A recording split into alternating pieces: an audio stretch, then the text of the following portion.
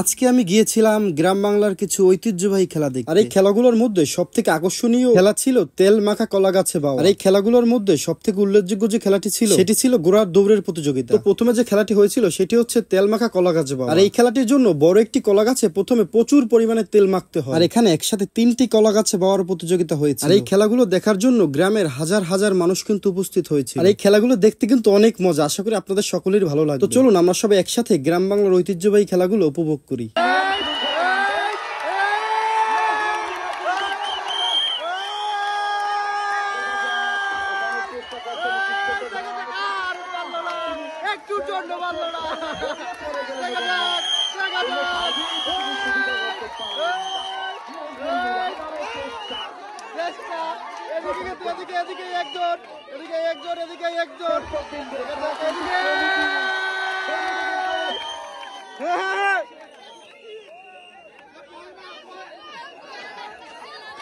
মাগোপাল কাদা কথা মাগা চলতেছে।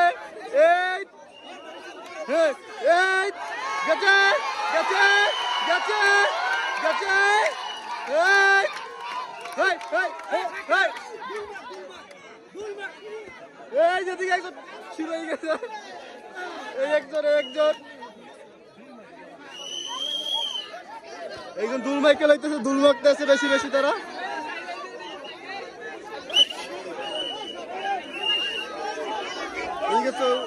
হাজার হাজার মানুষ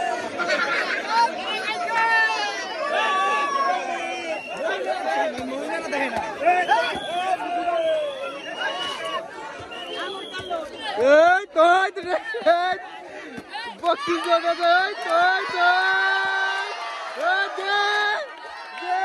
এদিকে আরেকজন বক্সিং চলতে আছে।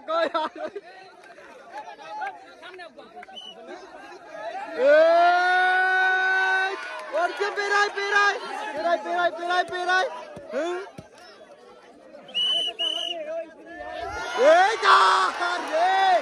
একটুর জন্য মিস, একটুর জন্য মিস,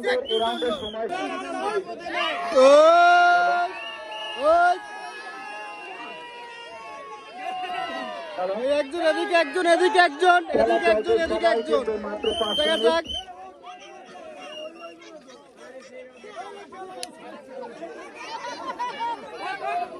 কেউ তো কলা গাছের মাথায় উঠতে পারতে আসে না, একটু বেশি পারে না, কেউ একটু উঠতে পারে, বেশি পারে না সবাই।